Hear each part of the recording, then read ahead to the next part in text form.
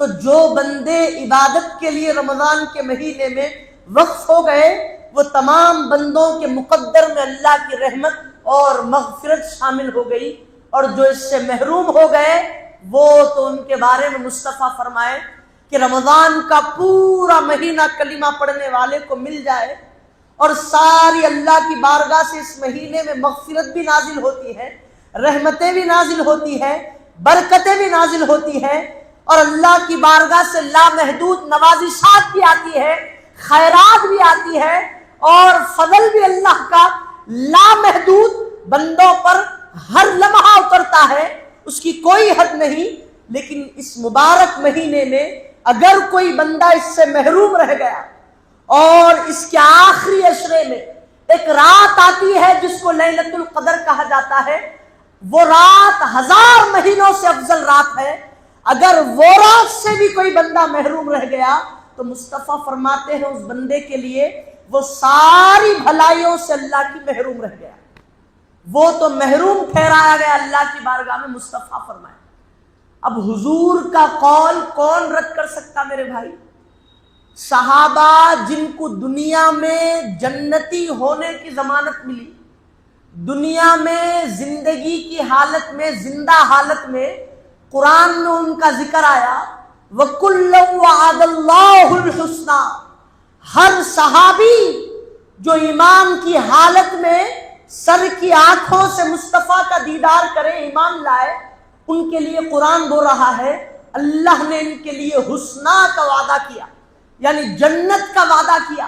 جن کے لیے دنیا میں اللہ جنت کا وعدہ کرے وہ اپنے تمام کاروبار کو لاک کر کے اللہ کے لیے اپنے آپ کو رمضان میں وقف کر دے، دن بھر روزے رکھے، رات تمام قیام کرے، ان کا یہ عالم تھا۔ دنیا میں جنت ملنے کے باوجود بھی ہم گناہگار، ہم خطاکار، ہم سیاکار، ہم اس کے در سے دور بھاگے بھٹکے ہوئے بندے، اس کی بارگاہ کے نالائق بندے، گناہگار بندے، نافرمان بندے، ہم جب یہ مہینہ آ گیا، اس کو عبادت کا مہینہ تو دور کی بات، اس کو کاروبار کا مہینہ سمجھ کے زندگی گزار دیے، مہینہ گزار دیے پورا۔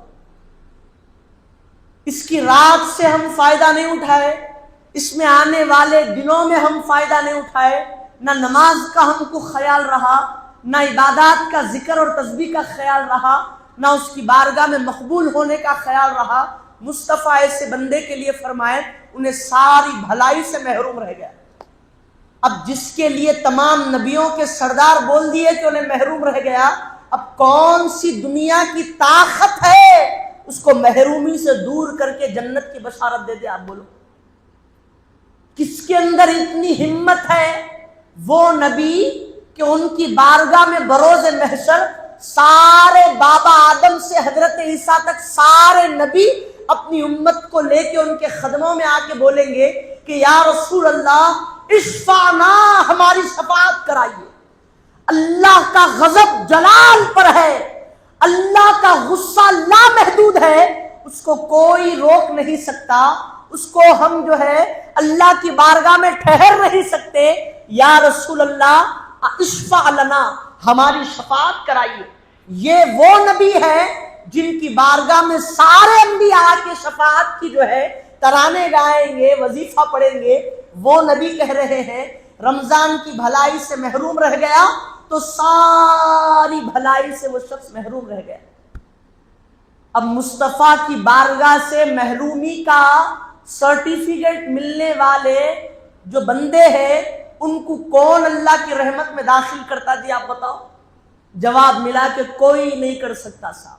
تو مصطفیٰ بول رہی کہ رمضان کو کاروبار کا مہینہ بنانے والے، رمضان کو شاپنگ کا مہینہ بنانے والے، رمضان کو جو ہے دل لگی کا مہینہ بنانے والے، رمضان میں جو ہے رات میں سحری کرنا بلکہ رات بھر اشار رہ کے دل لگی کرنے والے، اللہ کی بارگاہ سے دور ہو کے چوراہوں کو مزین اور خوشگوار بنانے والے، مصطفیٰ بول رہے ہیں کہ تو محروم ہو گیا ساری زندگی، ساری بھلائی سے تو محروم ہو گیا۔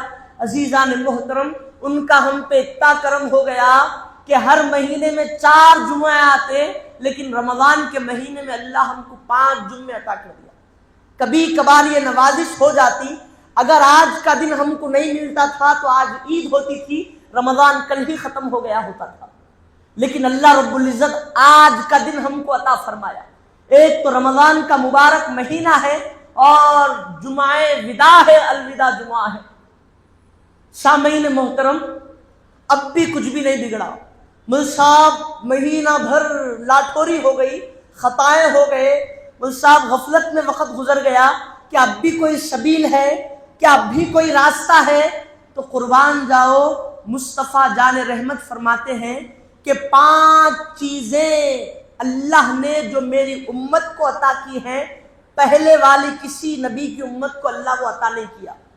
وہ کیا ہے؟ تو حضور پاک علیہ الصلوۃ والسلام فرماتے ہیں، 2 روایتیں ہیں، پہلی روایت سنیے آپ، کہ روزہ دار کی منہ کی بو اللہ رب العزت کی بارگاہ میں کستوری کی خوشبو سے بھی زیادہ خوشگوار ہے۔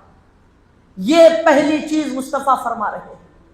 ایک دوسری روایت میں یہ آتا ہے، پہلی روایت سن لیجیے، اور اس کے بعد دوسری بات مصطفیٰ فرماتے ہیں کہ جب کوئی بندہ ایمان کی حالت میں اللہ کی رضا حاصل کرنے کے لیے دن بھر روزہ رکھتا ہے، کھاتا نہیں ہے، پیتا نہیں ہے، کوئی کہہ بھی دے کہ کوئی دیکھ نہیں رہا، پی لو ایک گھونٹ، کھا لو ایک لقمہ، وہ کہتا ہے کہ نہیں، کوئی دیکھ تو نہیں رہا لیکن میرا خدا تو مجھے دیکھ رہا ہے، میں نہیں کھاتا، وہ اس طرح سے اللہ کی رضا کے لیے روزہ رکھتا ہے، تو حضور کہتے ہیں کہ فرشتے اس کے افطار کرنے تک اس کے لیے مغفرت کی دعائیں کرتے ہیں۔ ہم روزہ رکھ رہے ہیں، ہم سمجھ رہے ہیں بھوکے ہیں، ہم سمجھ رہے ہیں کمزور ہو رہے ہیں، لیکن آپ کو نہیں معلوم کہ در پردہ جتنے ان گنت فرشتوں کو اللہ نے پیدا کیا، وہ سارے فرشتوں کا کام آپ کے مغفرت کی دعا کرنا۔ آپ گناہگار ہیں، خطاکار ہیں، لیکن آپ نے اللہ کے لیے روزے رکھے ہیں، فرشتے عبادت گاہوں میں اپنا وظیفہ چھوڑ کر آپ کی مغفرت کا وظیفہ بنا کے بیٹھ گئے اللہ کے حکم سے۔ اے اللہ، انہیں گناہگار تھا، خطاکار تھا، سیاہکار تھا، تیرے در سے دور بھاگا ہوا تھا، تیرا نافرمان تھا، بدکار تھا، اے اللہ تھا یہ جو کچھ تھا، لیکن مولا جب رمضان کا مہینہ تو اس کو عطا کیا، تیری رضا حاصل ہونا بول کے، تیری خوشنودی حاصل ہونا بول کے، گناہ معاف ہو جانا بول کر، اے اللہ تجھے پا لینے کی نیت سے مولا نے روزے رکھا، بھوکا رہا، پیاسا رہا، اے اللہ یہ گناہگار تھا ہوں گا مولا، اپنے فضل سے اس کی مغفرت فرما۔ اجی اگر بندہ تڑپ کے اللہ کی بارگاہ میں گناہگار ہو کے بھی دعا کرے، اللہ اس کی تڑپ سے اس کو معاف کر دیتا۔ فرشتے سارے گناہوں سے پاک، فرشتے معصوم، کوئی گناہ نہیں کرتے، جو اللہ بولا وہی کرتے، اس کے خلاف کوئی کام نہیں کرتے، اور جو معصوم ہوتا وہ مستجاب الدعوات ہوتا، اللہ اس کی دعاؤں کو قبول کرتا۔ تو قربان جاؤ، سارے فرشتے، جبرائیل، اسرائیل، میکائیل، اسرافیل سمیت سب فرشتے جو ہے آپ کے لیے، ہمارے لیے دعا کر رہے۔ اتنا بڑا اعزاز ہم غلاموں کو نصیب ہو گیا میرے بھائی۔ یہ رمضان کا مہینہ، بندے گناہ نہیں کرنا، بندے خطا نہیں کرنا، بندے اپنے ٹائم کو جو ہے برباد نہیں کرنا، اپنے سارے اوقات میں اللہ کی عبادت کرنا بول کے اللہ رب العزت اس مہینے کی آنے والی پہلی شب سے آخری شب تک سارے سرکش جنات کو، سارے شیاطین کو، ساری شر پھیلانے والی مخلوقات کو اللہ رب العزت قید کر لیا، قید خانے میں جکڑ لیا۔ کوئی جنات میں سے سرکش جنات، کوئی شر پھیلانے والا جن اس رات میں بندوں کے قریب نہیں آتا، کوئی شیطان اس بندوں کے قریب نہیں آتا۔ کیوں؟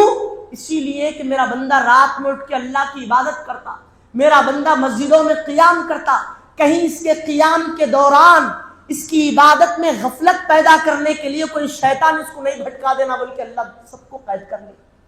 پھر مول صاحب وہ دل میں خیالات آتے نا، وہ دل کے جو خیالات ہوتے وہ نفس کے خیالات ہوتے، نفس انسان کا باقی رہتا۔ پھر وہ کیسا مول صاحب؟ اس کے لیے بھوکا رہنا۔ انسان جب بھوکا رہتا جیسے جیسے بھوکا رہتا ویسے ویسے نفس کنٹرول رہتا، گناہ کرنا دل نہیں بولتا، بات کرنا دل نہیں بولتا، کسی سے زیادہ دل لگی کرنا دل نہیں بولتا. کیوں؟ اسی لیے کہ وہ نفس کمزور ہو رہا. کس وجہ سے؟ ہمارے بھوکا رہنے کی وجہ سے.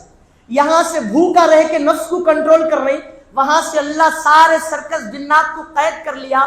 عزیزان محترم، لیکن ہم کیا ہے؟ اللہ تو اپنا پورا کام کر رہا ہے، بندہ شہری میں خوب کھانا، نفس کو پھلا دینا، افطار میں خوب کھانا، نفس کو پھلا دینا.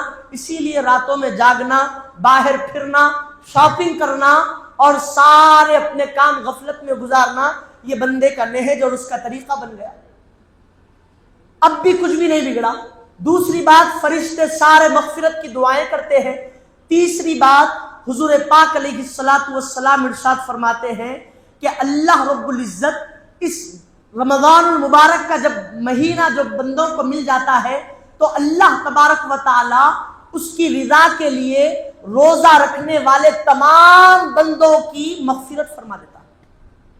جو غفلت کو چھوڑ کے اللہ کے ہو گئے تھے، اللہ ساروں کی مغفرت فرما دیتا ہے.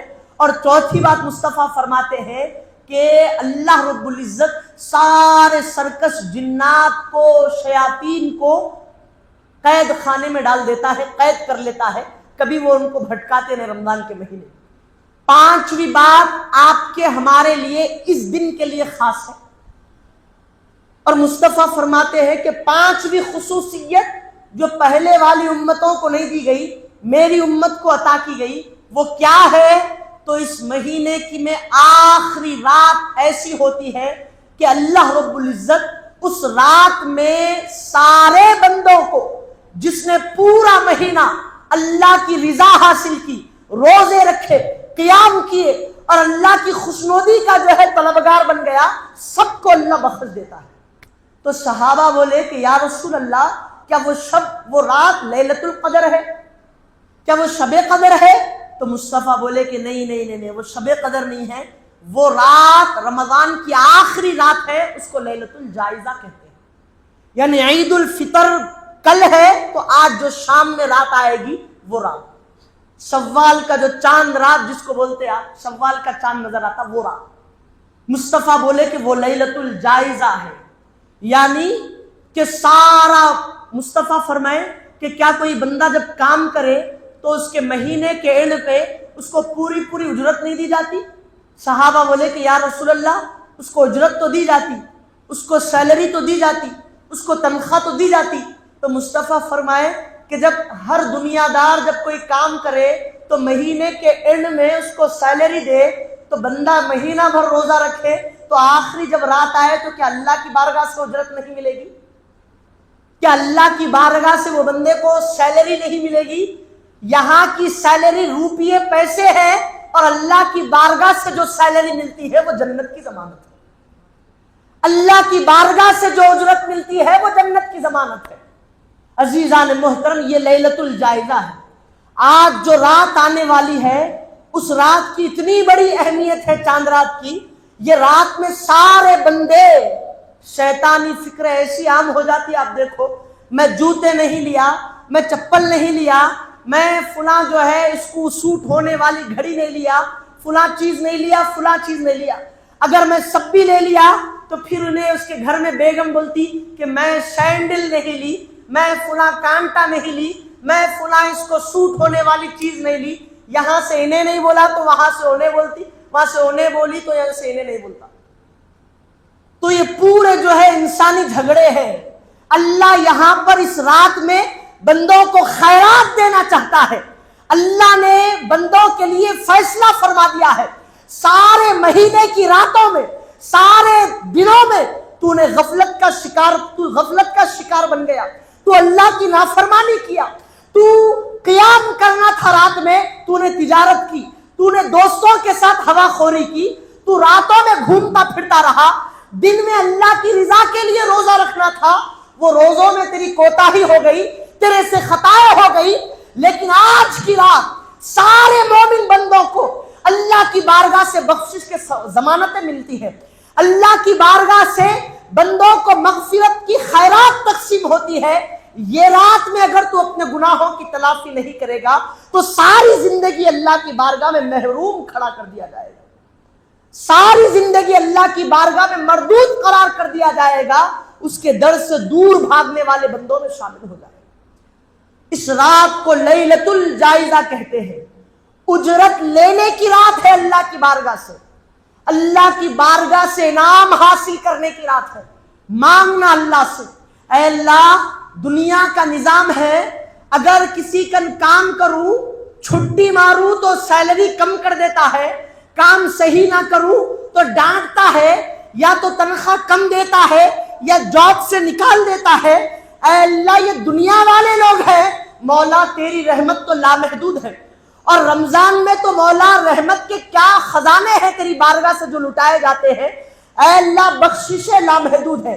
یہ دنیا والے ہیں، تو اس کو پیدا کرنے والا ہے، اے اللہ تو خالق ہے، یہ مخلوق ہے، تو مالک ہے، یہ تیرے بھکاری ہے، اے اللہ ان کے جیسا معاملہ تیرا نہیں ہے، اے اللہ تیری ذات دینے والوں کی ہے، جتنوں کی جھولی میں مولا تو نے خیرات میں مولا بخششیں دی ہے، اے اللہ مغفرتیں دی ہے، اے اللہ ان کے صدقے میں مجھ گناہگار کی بھی مغفرت فرما دے۔ میں نے کوتاہیاں کی تھی مولا، کی تھی، ختم ہو گئی، لیکن یہ رات میں مانگتا ہوں مولا صلاۃ التسبیح کے ذریعے سے، استغفار کے ذریعے سے اللہ کی بارگاہ میں بخشش طلب کرنا، اللہ مغفرت کر دیتا بھی۔ یہ رات کھو دیے تو پھر آئندہ رمضان ملتا نہیں ملتا گارنٹی نہیں، میں رہتا ہوں یا نہیں رہتا ہوں، آپ رہتے یا کوئی رہتے یا نہیں رہتے گارنٹی نہیں۔ رمضان قیامت جب تک ہے رمضان کا مہینہ آتا، لیکن اس کو پانے والے رہتے یا نہیں رہتے ضمانت نہیں دے سکتے، تو اس کی آخری گھڑیاں ہم گزار رہے ہیں عزیزان محترم، یہ اللہ کی عطا ہے۔ اگر جمعہ عید کو آ جاتا تو رمضان چلا جاتا تھا، یہ اس کی عطا ہے جو ہم کو مل رہی ہے۔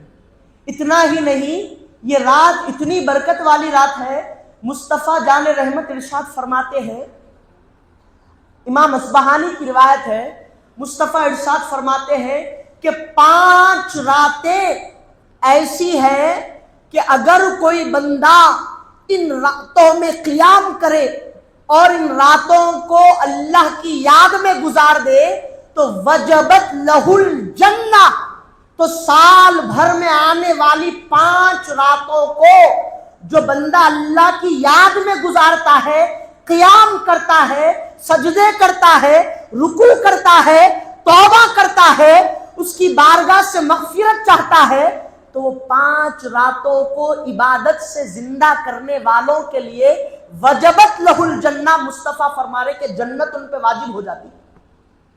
وہ 5 راتیں کون سی ہیں؟ تو مبارک ہو اگر رات تک اللہ ہم کو اور آپ کو زندگی دیا تو وہ عید الفطر کی رات ہے۔ عید الفطر کی رات پہلی رات ہے اس کی جو مصطفیٰ فرما رہے، آج وہ رات ہم کو نصیب ہونے والی ہے۔ اگر یہ رات عبادت میں گزار دیے، بیگم کو شاپنگ کرانے کے بہانے چھوڑ کے، اپنی شاپنگ کرانے کے بہانے چھوڑ کے، بچوں کی شاپنگ کرانے کے بہانے چھوڑ کے، گھر والوں کے دوستوں کے ساتھ نکل گیا کے بہانے چھوڑ کے اس رات کو اللہ کی عبادت کے لیے زندہ کر دیے نا، تو خدا کی قسم مصطفیٰ فرما رہے کہ 5 راتوں کو اگر کوئی اللہ کی عبادت کے لیے گزارے گا تو وجبت لہ الجنہ، جنت اس کے لیے واجب ہو جائے گی۔ وہ کون سی رات ہے؟ تو مصطفیٰ فرما رہے کہ وہ سب سے پہلی وہ عید الفطر کی رات ہے، جو آج دن بعد میں آتا ہے، رات پہلے آتی ہے، تو آج جو شام آئے گی، رات آئے گی، وہ عید الفطر کی رات ہوگی۔ دوسری 8ویں ذی الحجہ کی رات، تیسری 9ویں ذی الحجہ کی رات، چوتھی رات کون سی ہے؟ تو 10ویں ذی الحجہ کی رات، جو عید الاضحیٰ کی رات ہوتی ہے وہ رات۔ یہ 4 راتیں ہو گئی۔ 5ویں رات کون سی؟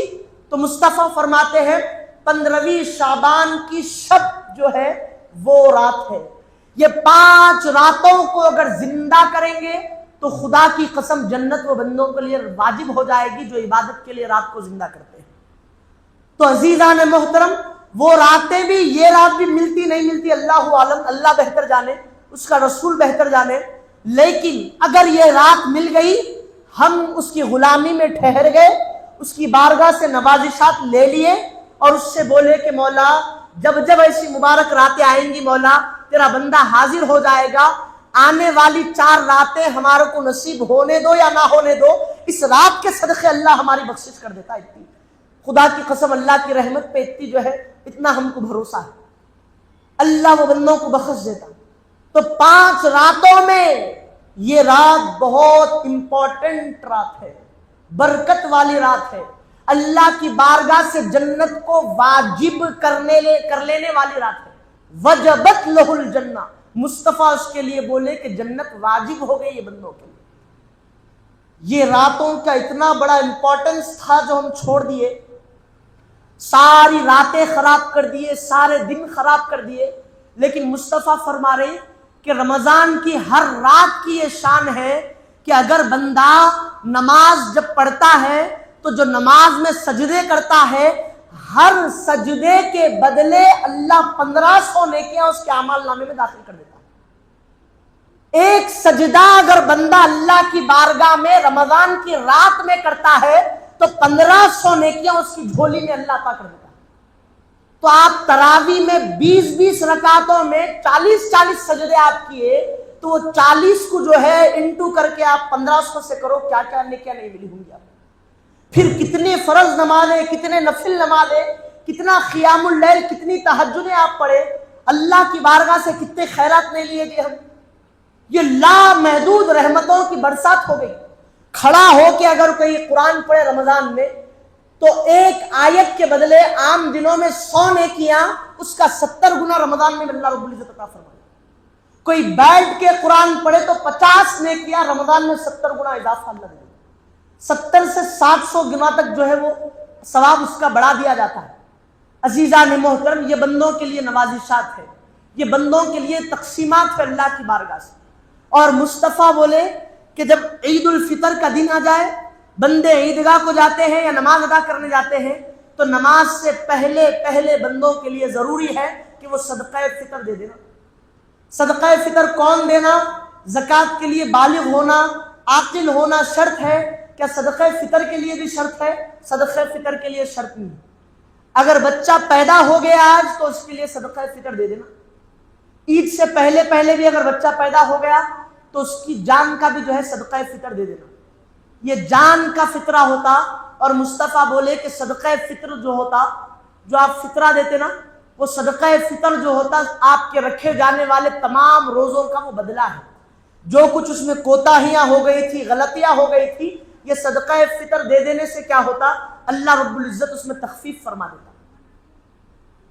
عزیزان محترم، اگر کسی وجہ سے وہ عیدگاہ سے جانے سے پہلے نہ دیا تو عید کی نماز کے بعد بھی دے دینا، لیکن واجب یہ ہے کہ عید کو جانے سے پہلے دے دینا۔ اگر کوئی رمضان میں بھی دے دیتا ہے 2-3 دن پہلے تب بھی اس کے لیے جائز ہے۔ صدقہ فطر کتنا دینا؟ تو ہر جگہ مشہور کر دیے کہ 1.25 کلو گیہوں، یقیناً جامعہ نظامیہ کا فتویٰ ہے، ہر بندے کے لیے، ہر پیدا ہونے سے لے کے مرنے تک انسان کے لیے، بوڑھے انسان تک کے لیے صدقہ فطر اگر گیہوں سے دے رہا ہے تو 1.25 کلو گیہوں یا اس کا آٹا دینا افضل ہے، اس سے افضل ہے کہ اس کا پیسہ دے۔ یہ کون؟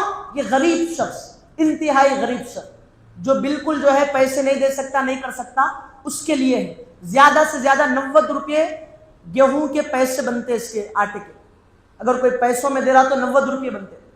شمالی ممالک میں آپ جاؤ تو آپ کو 2.5 کلو گیہوں یا 2.25 کلو گیہوں بولتے ہیں آپ کے لیے، لیکن حیدرآباد میں آپ کو 2.25 کلو گیہوں دینا ہے۔